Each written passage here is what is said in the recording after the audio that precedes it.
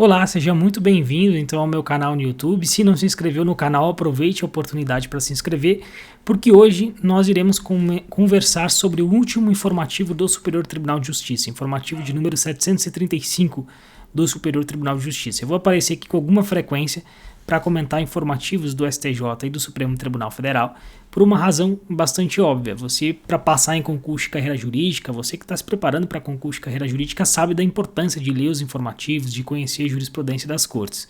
Então, meu objetivo aqui vai ser facilitar, digamos assim, a aquisição desse conhecimento. Vai ser explicar os julgados da maneira mais simples e didática possível, com a finalidade de ajudá-los aí na fixação e memorização do conteúdo, certo? E hoje eu começo então comentando esse último informativo do STJ, os principais julgados desse último informativo do STJ. E vou iniciar essa nossa conversa pelo primeiro julgado que considero, aliás, pelo julgado que eu considero o mais importante dentre esses.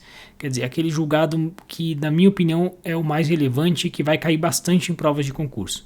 Eu me refiro ao recurso em HC 158.580, que foi julgado no dia 25 de abril de 2022 pela 6ª Turma do Superior Tribunal de Justiça. O que disse a 6ª Turma do Superior Tribunal de Justiça ao julgar esse recurso em habeas corpus? Disse o seguinte, abre aspas, a mera alegação genérica de atitude suspeita é insuficiente para a licitude da busca pessoal. Então foi isso que disse o STJ. Agora eu vou explicar o contexto do julgamento e o que afinal de contas decidiu o STJ e o porquê que esse julgado é importante. Basicamente, vocês já devem ter presenciado na vida de vocês, se não cotidianamente, pelo menos pela televisão, na Polícia 24 Horas, quando policiais fazem aquelas batidas, né, manda todo mundo ir para a parede, colocar a mão na parede e aí começa a fazer uma busca pessoal na pessoa. Né, faz uma revista para ver se a pessoa está portando alguma arma, está portando algum objeto ilícito, etc. Então é comum que isso aconteça.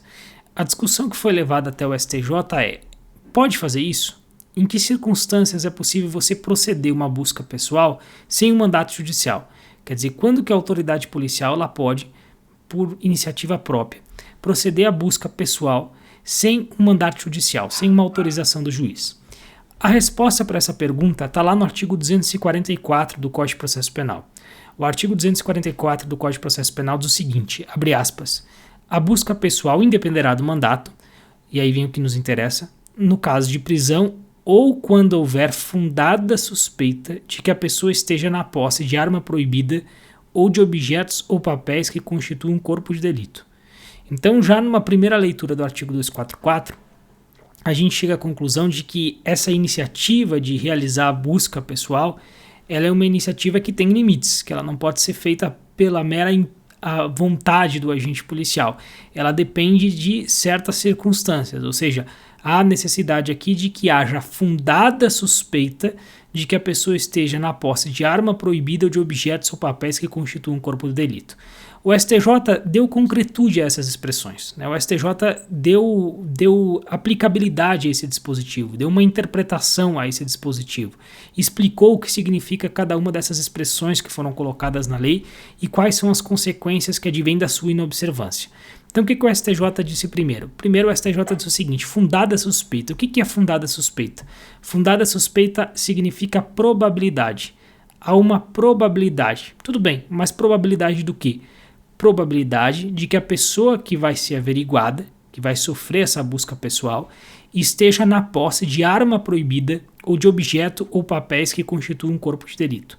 Ou seja, o agente ele vai ter que ter um juízo de probabilidade para que a busca pessoal seja possível, para que a busca pessoal seja legítima à luz do ordenamento jurídico.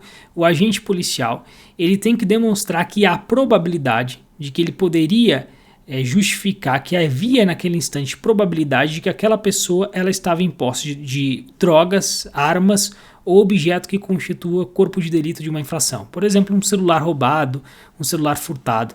Então teria que haver probabilidade daquela pessoa ter esse aparelho, ter aquela droga, ter aquela arma para que a busca pessoal se legitimasse. De modo que, portanto, não é legítimo, nessa perspectiva, a busca pessoal sem uma justificativa plausível, sem a consideração desses limites.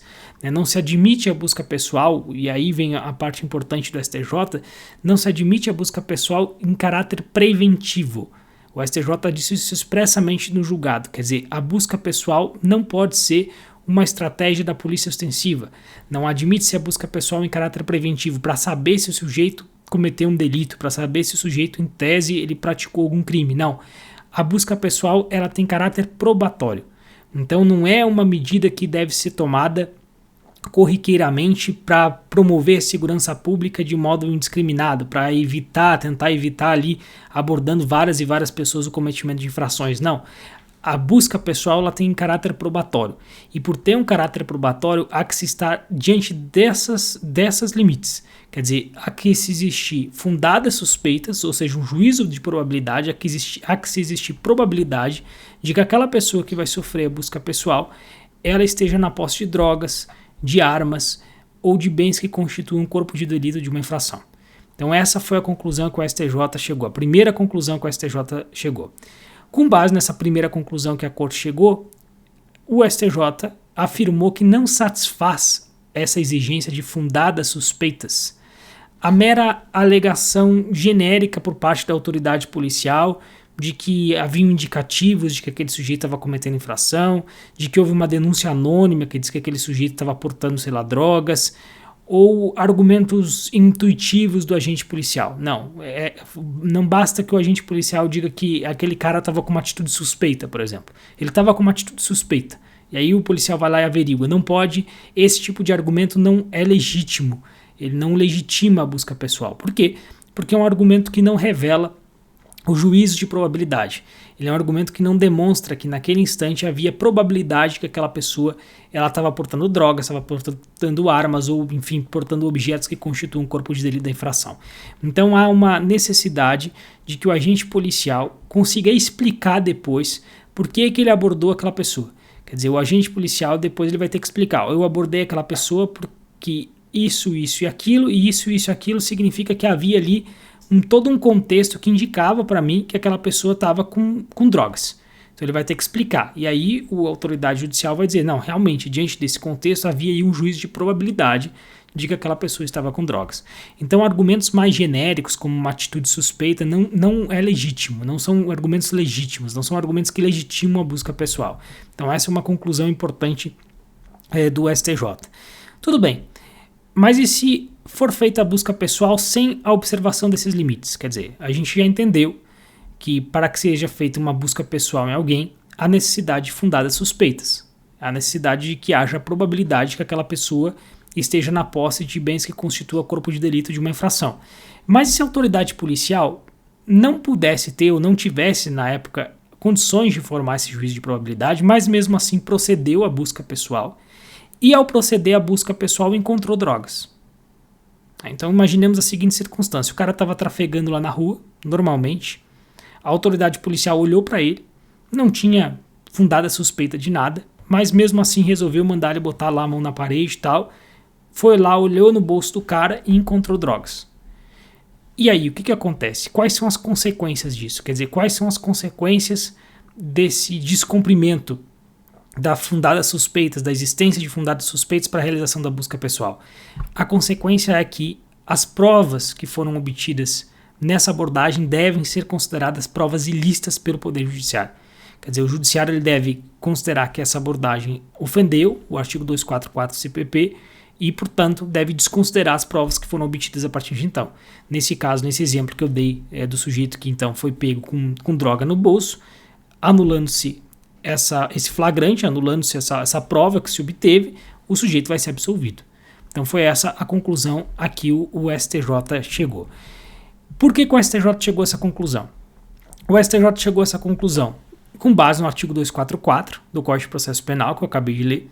Quer dizer, o artigo 244 do Código Penal exige que haja fundadas suspeitas, que haja um juízo de probabilidade de que o sujeito realmente estava na posse de objetos que constituem um corpo de delito da infração ou drogas, etc. Então ele está aplicando, o STJ está efetivamente aplicando o artigo 244 do STJ, não está do CPP, não está inovando em nada, mas também o fez, também assim o decidiu, por razões constitucionais. Quer dizer, dentre os fundamentos do STJ, encontra-se não só o artigo 244 do CPP, que eu acabei de mencionar para vocês, mas também fundamentos de constitucionais.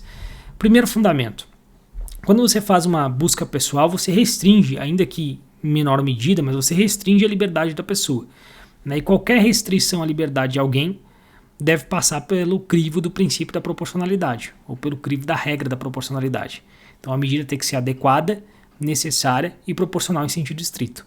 E não há como você averiguar a presença desses subprincípios ou desses subcritérios sem se exigir que o agente justifique a busca pessoal à luz de um juízo de probabilidade de que o sujeito realmente estava envolvido num contexto criminoso. Então, essa é a primeira justificativa, o primeiro argumento constitucional que foi trazido pelo STJ. O segundo, garantir a sindicabilidade da medida. Como assim garantir a sindicabilidade da medida? Se o STJ decidisse que o fato de não ter sido feita uma justificativa correta da busca pessoal fosse irrelevante para fins de reconhecimento da ilicitude da prova, se o STJ decidisse dessa forma, a ilegalidade ou não da medida não importaria. Então imagine a seguinte circunstância, imagine que a busca pessoal foi feita sem a observância do artigo 244 do CPP, só que o agente policial conseguiu realmente encontrar droga no bolso do cara, realmente ele estava com droga. Se o juiz dissesse o seguinte, bom, realmente, houve ali, a busca pessoal não foi feita da maneira correta, mas como ele estava com droga mesmo, se ele estava com droga mesmo, ali se encontrou a prova e beleza, não tem problema, a prova é lícita para fins penais.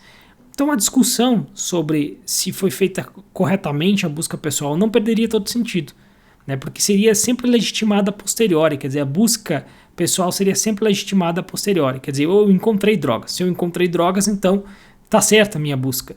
Tá certa essa minha averiguação, porque eu encontrei as drogas.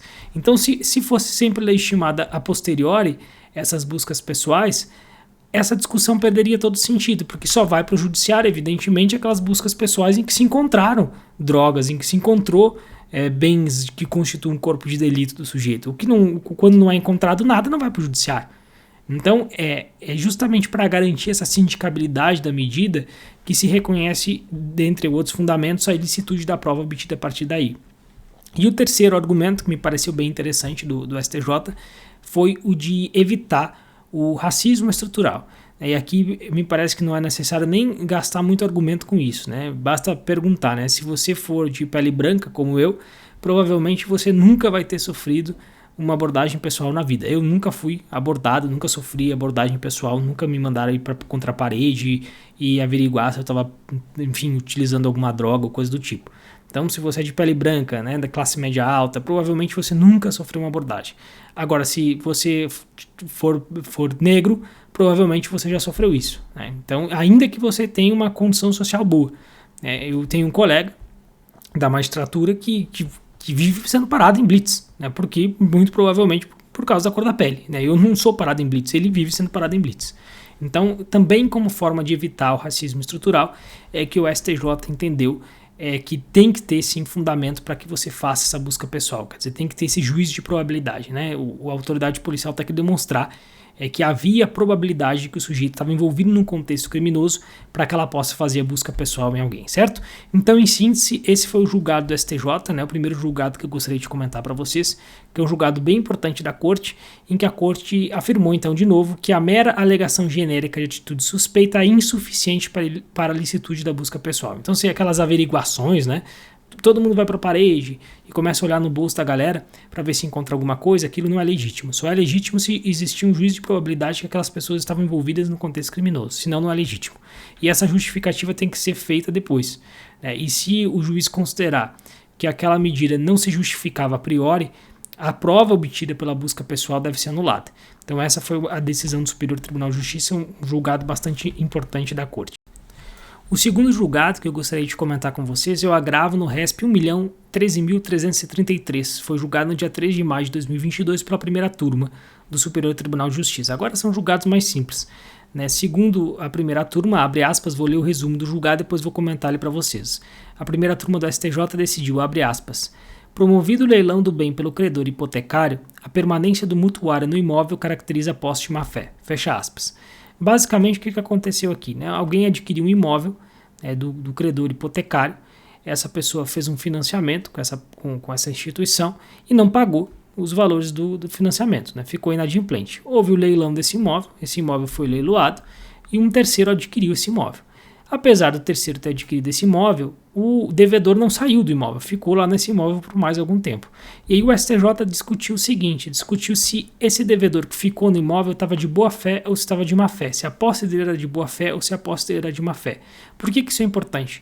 É importante pelas consequências que advêm do reconhecimento da boa fé ou da má fé da posse. Quer dizer, se a pessoa está de boa fé, ela tem direito aos frutos percebidos, por exemplo.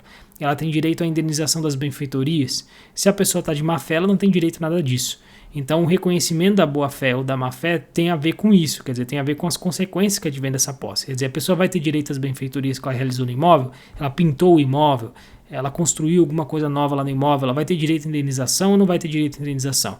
Então, isso depende do reconhecimento da boa-fé ou má-fé. E o que o STJ disse? O STJ disse o seguinte, que a posse ela pode mudar ao longo do tempo, quer dizer, o caráter de boa-fé da posse ou de má-fé da posse pode mudar ao longo do tempo. Nesse caso em específico, num primeiro momento, o devedor estava de boa fé, né, porque ele fez um contrato, né, com a instituição financeira, ele estava ocupando o imóvel de boa fé. A partir do momento em que ele tomou conhecimento que esse imóvel foi adquirido por terceiro e mesmo assim permaneceu no imóvel, a partir desse momento a posse foi de má fé. Então veja, num primeiro momento ele estava de boa fé, num segundo momento ele já estava de má fé. Por que isso é importante? Justamente por aquelas razões que eu mencionei. Então imaginemos o seguinte, imaginemos que ele pintou o imóvel, não pintou o imóvel não, ele, enfim, fez benfeitorias no imóvel depois do leilão ter acontecido. Bom, já era, perdeu essas benfeitorias, não vai ter direito à indenização dessas benfeitorias, porque aqui, a partir daquele momento ele estava de má fé. Mas se ele fez essas benfeitorias antes dele tomar conhecimento da realização desse leilão, então ele estava de boa fé, ele vai ter direito à indenização das benfeitorias. Então basicamente isso que disse o Superior Tribunal de Justiça nesse julgado. Então a posse ela pode mudar, quer dizer, o caráter de boa fé da posse ou de má fé da posse pode mudar ao longo do tempo, a depender das circunstâncias fáticas ou a depender do fato de o possuidor ignorar ou não o vício que impede a aquisição da coisa, né? Para ser bem preciso lá nos termos do artigo 1201 do Código Civil. O artigo 1201 diz o seguinte: é de boa fé a posse se o possuidor ignora o vício ou obstáculo que impede a aquisição da coisa. Obviamente, se ele soube que houve o leilão, que terceiro adquiriu o imóvel, não estava de boa fé, porque ele sabia que a partir daquele instante uma outra pessoa deveria ocupar o bem, certo? Então esse é o segundo julgado que eu queria comentar. O terceiro julgado é importante também. Foi o agravo no RESP 1.711.065, julgado no dia 13 de maio de 2022 pela segunda turma do STJ. O que a segunda turma do STJ decidiu? Abre aspas. Valores recebidos por servidores públicos por força de decisão judicial precária, posteriormente reformada, devem ser restituídos ao erário. Julgado importante esse, né? Então imagine a seguinte circunstância, né? Um servidor público entrou com uma ação judicial pedindo que fosse acrescido, sei lá, um adicional de insalubridade à sua remuneração. Vamos imaginar que a sentença foi de procedência, que ele passou a receber então esse adicional, só que depois a sentença foi derrubada, né? O acórdão do tribunal derrubou essa sentença, né? E ele, portanto, perdeu a ação. Nesse caso, ele tem que devolver o dinheiro que ele recebeu durante o período em que ele recebeu antecipação de tutela ou a sentença produziu seus efeitos? A resposta é sim, vai ter que devolver o dinheiro. Por quê? Porque ele assumiu o risco, né? A decisão era precária, né? A decisão ela não era definitiva. Então é da própria natureza da decisão antecipatória ou de uma decisão não definitiva a sua precariedade, a possibilidade da sua reforma. Então nesse caso ele vai ter que devolver o dinheiro. Então, basicamente, isso que decidiu a Corte. Veja que essa decisão da Corte nada tem a ver com outros dois casos bastante importantes, que já foram enfrentados pelo STJ. O primeiro caso, tema 531 do STJ, recurso especial repetitivo. No tema 531, o STJ decidiu o seguinte: quando a administração pública interpreta erroneamente uma lei, resultando em pagamento indevido ao servidor, cria-se uma falsa expectativa de que os valores recebidos são legais e definitivos, impedindo assim que ocorra o desconto dos mesmos ante a boa-fé do servidor público. Então não tem nada a ver com esse tema. O tema 531 ele trata do seguinte: vamos imaginar que a administração pública interpreta erroneamente a lei. Ela interpreta a lei e chega à conclusão, por exemplo, que o fulano de tal tem direito ao adicional de insalubridade, mas ela interpretou errado a lei. Aí, depois de 3 anos lá, que ela interpretava a lei no sentido de que ele teria direito ao adicional de insalubridade, ela mudou a interpretação e disse: não, você que exerce a função X não tem direito ao adicional de insalubridade, me devolve o dinheiro. Pode a administração exigir a devolução do dinheiro? Não pode. Por quê? Porque ela interpretou errado a lei. Ela interpretou errado e o servidor estava de boa fé, recebeu de boa fé os valores. Então não tem nada que ver esse tema com a decisão tomada pelo STJ nesse agravo. Aqui foi diferente, quer dizer, lá a administração concedeu por uma interpretação equivocada dela acerca das leis. Aqui foi diferente, aqui o servidor entrou com uma ação, ganhou a ação inicialmente, depois essa decisão que ele obteve favorável foi reformada. A administração sempre questionou o direito do servidor, sempre foi contra esse direito do servidor. Então são coisas diferentes. E também é diferente, esse caso também é diferente de um outro caso julgado pelo STJ, que foi o tema 1009. No tema 1009, o STJ decidiu o seguinte, também sede de recursos repetitivos, abre aspas, os pagamentos indevidos aos servidores públicos decorrentes de erro administrativo, não embasado em interpretação errônea ou equivocada da lei de administração, estão sujeitos à devolução, ressalvadas as hipóteses em que o servidor, diante do caso concreto, comprove sua boa-fé objetiva, sobretudo com a demonstração de que não lhe era possível constatar o pagamento indevido. Esse tema é diferente, o tema 1009 é diferente do caso julgado pelo STJ agora, que eu estou comentando, e também do tema anterior, o tema 531, que eu acabei de mencionar. Veja que aqui o pagamento foi feito indevidamente ao servidor, não porque a administração errou na interpretação da lei. Aqui foi um erro operacional da administração que deu asa ao pagamento ilegal. Então vamos imaginar a seguinte circunstância, vamos imaginar que deu um bug lá no sistema da administração, e a administração ela pagou errado, durante 3 meses, um adicional noturno para todos os servidores públicos federais. Então, todo servidor público federal recebeu um adicional noturno indevidamente, porque houve um bug lá no sistema. Aí a administração verificou que houve esse equívoco e pediu de volta o dinheiro. Devolvam o dinheiro do adicional noturno. O servidor tem que devolver o dinheiro? Nesse caso, tem que devolver. Tem que devolver porque não foi uma interpretação errada da legislação que foi praticada pela administração. Na verdade, foi um erro operacional. Foi um erro operacional da administração. E nesse exemplo que eu dei aí, não dá nem para alegar a boa-fé objetiva do servidor, Porque, por exemplo, o servidor que trabalha de dia receber adicional noturno, é óbvio que houve um erro ali, Então não dá para alegar a boa-fé objetiva. Mas é claro que, diante do caso concreto, segundo o tema da STJ, se o servidor conseguir comprovar ali sua boa-fé objetiva, não nesse exemplo que eu dei, mas num outro exemplo, aí ele poderia ser evitada a repetição, a restituição. Mas, como regra geral, tem que devolver nesses casos de erro operacional. Então, esse tema também não tem nada a ver com esse que a gente acabou de discutir, que envolve a ação judicial que foi feita pelo sujeito, e no meio da ação judicial ele primeiro ganhou a ação e depois houve a reforma da decisão e, portanto, em ocorrendo a reforma da decisão, ele tem que devolver os valores recebidos, certo? O terceiro julgado é o RESP 1.876.549, julgado no dia 13 de maio de 2022 pela segunda turma. Nesse julgado, a Corte diz o seguinte, abre aspas, no caso de microempresas e pequenas, no caso de micro e pequenas empresas, é possível a responsabilização dos sócios pelo inadimplemento do tributo, com base no artigo 134, inciso 7º do CTN, cabendo-lhe demonstrar a insuficiência do patrimônio quando da liquidação para a exoneração da responsabilidade pelos débitos. Complexo, mas agora eu vou explicar, vai ficar mais fácil. Basicamente é o seguinte, pessoal, a gente está falando de responsabilidade tributária. Como regra, a empresa responde, ou a pessoa jurídica responde pelos débitos da pessoa jurídica. Quer dizer, como regra, a pessoa física não vai responder pelos débitos da pessoa jurídica. O administrador da pessoa jurídica, ele não vai ter que pagar os tributos da pessoa jurídica. Essa é a regra geral. Mas há algumas exceções. O artigo 135 do CTN prevê que se o administrador agir com infração à lei, a lei societária, por exemplo, ele pode ser compelido a pagar o tributo, ele pode ser responsabilizado pelo pagamento do tributo.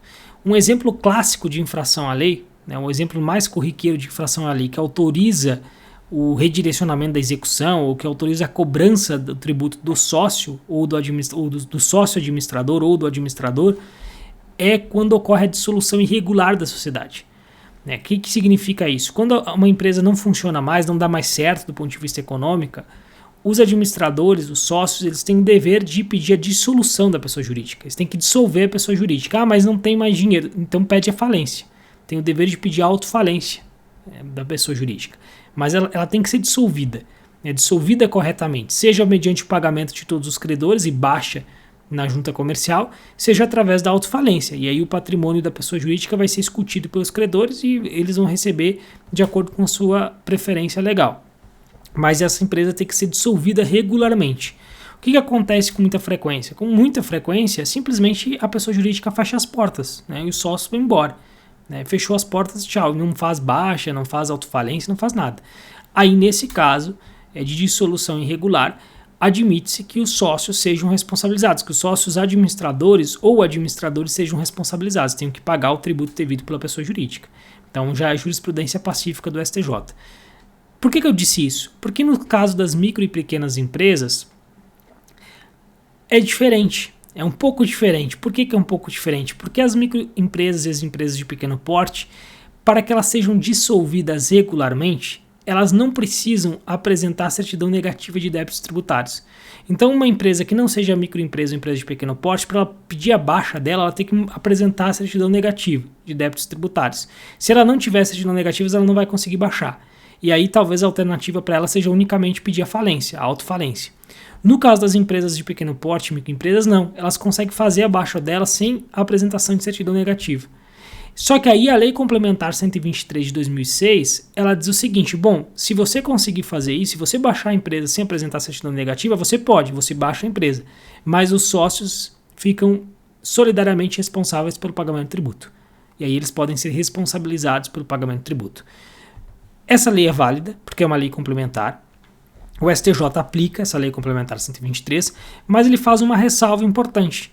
E essa ressalva consta desse julgado que eu acabei de mencionar, que é a seguinte: de fato, o sócio tem que ser chamado para execução fiscal, né? Deve-se admitir o redirecionamento da execução contra o sócio, só que o sócio ele vai ter a possibilidade de demonstrar que, na época da baixa da pessoa jurídica, a pessoa jurídica não tinha patrimônio para fazer frente aos créditos tributários. Se o sócio demonstrar isso, se o sócio demonstrar que na época a pessoa jurídica não tinha dinheiro, não tinha grana para pagar os tributos, apesar de ter sido feita a baixa dela, apesar de a Lei Complementar 123 falar que a responsabilidade nesse caso é solidária, apesar disso o sócio vai ser elidido do pagamento de tributo. Mas ele vai ter que ser chamado, ele vai participar lá da execução, ele vai ter que demonstrar, para ele não ter que pagar o tributo, ele vai ter que demonstrar que a pessoa jurídica não tinha patrimônio para arcar com as dívidas tributárias na época em que foi feita a baixa, certo? Então eis aí o julgado, o outro julgado, né, o último julgado que eu acabei de comentar para vocês agora. O próximo julgado é o RESP 1.935.563, da terceira turma do Superior Tribunal de Justiça, que disse a terceira turma, abre aspas, o imóvel dado em caução em contrato de locação comercial que pertence a determinada sociedade empresária e é utilizado como moradia por um dos sócios, recebe a proteção da impenhorabilidade de bem de família. Basicamente, o que o STJ decidiu aqui? O STJ decidiu o seguinte, vamos supor que alguém tenha feito um contrato de locação e tenha colocado um contrato de locação e tenha dado como caução um imóvel da sociedade empresária. Um imóvel de uma sociedade empresária ficou em caução da garantia desse aluguel. Pode se executar essa garantia? Como regra, pode. Por que como regra? Porque aí a gente vai entrar naquilo que foi construído pelo STJ nessa decisão. O que o STJ disse? O STJ disse o seguinte. Primeiro, o artigo 3º da Lei 8.009 de 90 afasta expressamente a proteção da impenhorabilidade do bem de família em caso de fiança. Então, se alguém afiançar um contrato de locação, o fiador pode responder pelos débitos, inclusive com o seu bem de família. Isso é uma discussão já antiga e já superada. Então, pode responder, inclusive, com o seu bem de família, num contrato em que ele figurou como fiador, um contrato de locação que ele combinou com o fiador. Beleza. Essa regra de exceção, essa regra de não aplicação do bem de família à fiança, não se aplica ao caso de caução. Não se aplica às cauções. Por quê? Ou não se aplica à caução. Por quê? Porque uma coisa é caução, outra coisa é fiança. Então essa regra que afasta a proteção do bem de família nos casos de locação só se aplica à fiança, não se aplica à caução. Beleza. Mas o que tem a ver aqui para solucionar esse caso? Porque esse caso não tem nada a ver com isso, você poderia pensar no primeiro momento, né? Porque nesse caso não foi a pessoa física que deu em caução o imóvel, foi uma sociedade empresária que deu em caução o imóvel, ou seja, não foi a pessoa física do sócio que deu em caução o imóvel não estava no nome do sócio, o imóvel estava no nome da sociedade empresária, a sociedade empresária que colocou o seu imóvel em caução. E aí, essa garantia pode ser executada ou não? O STJ entendeu que no caso específico que foi julgado não poderia ser executada. Por quê? Porque o imóvel realmente estava em nome da sociedade empresária, mas era uma sociedade pequena, era uma empresa pequena, empresa de pequeno porte, e quem morava no imóvel era o empresário, era o dono da empresa, era o sócio da empresa, ele que morava no imóvel. Então o STJ diz o seguinte, que em casos de sociedades pequenas, de empresas pequenas, há às vezes essa confusão patrimonial mesmo, e a gente tem que interpretar o dispositivo que protege o bem de família teleologicamente. E interpretando teleologicamente, deveria reconhecer nesse caso a proteção ao bem de família, porque quem mora no imóvel efetivamente é o sócio da empresa e não a empresa, porque a empresa não pode morar mesmo no imóvel. Então, nesse caso em específico, o STJ reconheceu a impossibilidade de penhorar esse imóvel, de executar essa garantia, certo? Então, julgado importante do STJ. Um outro julgado que eu gostaria de comentar para vocês é o recurso, né, em HC 157.077, julgado no dia 3 de maio de 2022. Julgado interessante também. Nesse julgado, o Superior Tribunal de Justiça disse o seguinte, abre aspas, a eventual incidência da causa de aumento descrita na parte final do parágrafo 4º do artigo 1º da Lei de Lavagem de Dinheiro, na redação dada pela Lei nº 12.683, não constitui empecilho para o juiz manter a separação dos feitos, nos termos do artigo 80 do CPP. Foi isso que decidiu o STJ. Agora vamos resumir o julgado e deixar ele mais inteligível. Basicamente, o que o STJ teve que decidir foi o seguinte, a Lei de Lavagem de Dinheiro, lá no artigo 1º, parágrafo 4º, ela prevê o seguinte, abre aspas, a pena será aumentada de 1 a 2/3 se os crimes definidos nessas leis, se os crimes de lavagem, forem cometidos de forma reiterada ou por intermédio de organização criminosa. Ou seja, se o sujeito pratica esse delito várias e várias vezes, de maneira reiterada, a pena deve ser aumentada de 1 a 2/3. É isso que dispõe o artigo 1º, parágrafo 4º da Lei de Lavagem. O fato de ter essa causa de aumento, em razão da reiteração da conduta delitiva, obriga a que todos os processos movidos contra aquele réu por lavagem de dinheiro sejam julgados conjuntamente? A resposta é não. O STJ entende que o fato de existir essa causa de aumento não obriga o juiz a reunir todos os processos, todas as ações penais por lavagem de dinheiro que envolvam esse réu para julgá-los conjuntamente. O STJ reiterou nesse julgado que o reconhecimento da conexão é uma faculdade do juiz com base no artigo 80 do CPP e que, nesse caso, como o juiz não reconheceu a conexão, os processos deveriam tramitar separadamente mesmo. Tudo bem, mas e se em cada um desses processos os juízes aplicarem essa causa de aumento? E aí como é que faz? Aí, segundo o STJ, o juiz da execução é que deve unificar a pena. Quer dizer, depois de resolvido cada um desses processos, o juiz da execução é que vai unificar a pena que foi aplicada. Então, não o fato de ter, em síntese, né, o fato de ter essa causa de aumento não obriga a que todos os processos de lavagem tramitem conjuntamente em razão do artigo 80 do CPP. E para finalizar, um outro julgado importante também que eu gostaria de comentar para vocês é o agravo no HC 626.529. Nesse julgamento da sexta turma do STJ, a Corte entendeu o seguinte, abre aspas, a escolha pelo magistrado de medidas cautelares pessoais em sentido diverso das requeridas pelo Ministério Público, pela autoridade policial ou pelo ofendido não pode ser considerado como atuação ex officio. De novo, eu vou sintetizar aqui o que disse o STJ, contextualizar um pouco esse julgamento da Corte. Basicamente, o que a gente tem aqui? Antigamente, quando alguém era preso em flagrante e os autos da prisão em flagrante fossem para o magistrado poderia converter de ofício a prisão em flagrante em prisão preventiva. Então o magistrado poderia homologar o flagrante e converter o flagrante em prisão preventiva. Havia divergência sobre se isso podia ser feito ou não, mas prevalecia essa ideia da possibilidade da atuação ex officio. A partir do pacote anticrime, né, se consolidou na jurisprudência do STJ o entendimento de que isso não é possível. Quer dizer, o magistrado ele não pode converter a prisão em flagrante em prisão preventiva sem a provocação da autoridade policial ou do Ministério Público. O Ministério Público tem que pedir ao magistrado a conversão da prisão em flagrante em prisão preventiva para que ele possa efetivamente aplicar a prisão preventiva. Vamos imaginar o seguinte exemplo então.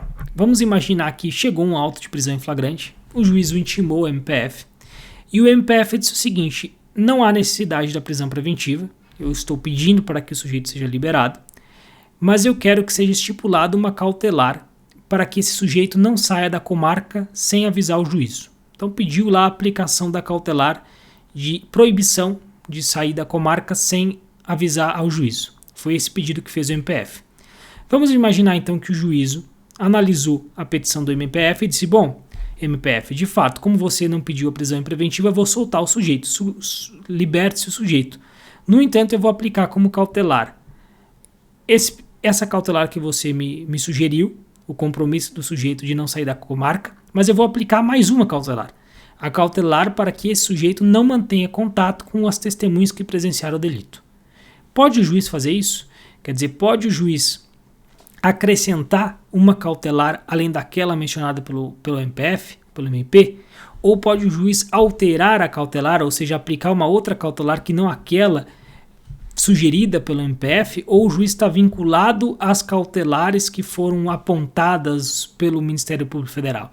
A resposta é que sim, o juízo pode fazer isso. Quer dizer, o Ministério Público há a imposição legal para que o juízo não converta a prisão preventiva, não converta a prisão em flagrante em previsão preventiva de ofício. Mas uma vez provocado pelo Ministério Público, se o Ministério Público pedir a liberdade do sujeito e o juízo cabe ao juízo definir que medidas cautelares ele deve aplicar.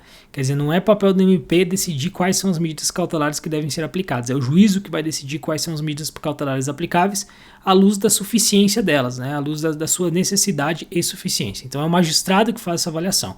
Então ele pode discordar do MP. Ele pode entender que, além da cautelar apontada pelo MP, há necessidade de uma outra cautelar. E aí ele vai impor uma outra cautelar.